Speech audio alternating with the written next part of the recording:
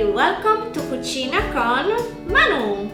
Today I will show you how to prepare a very easy Italian recipe, pasta alla crudaiola.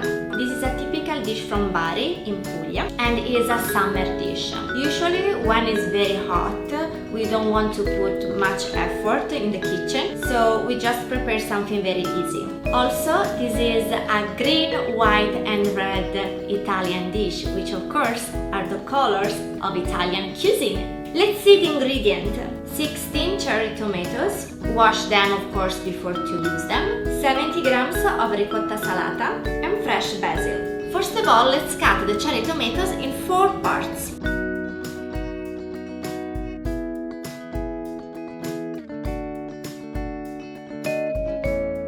Then you will need a bowl. And we put all the tomatoes in the bowl.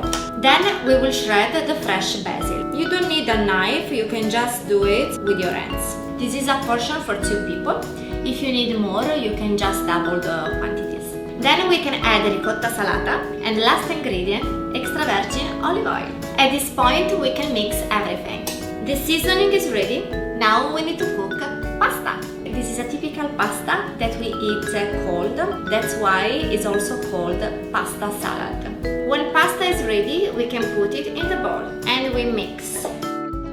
That's it, pasta alla crudaiola or pasta salad is ready. And of course now I'm ready for my favorite moment.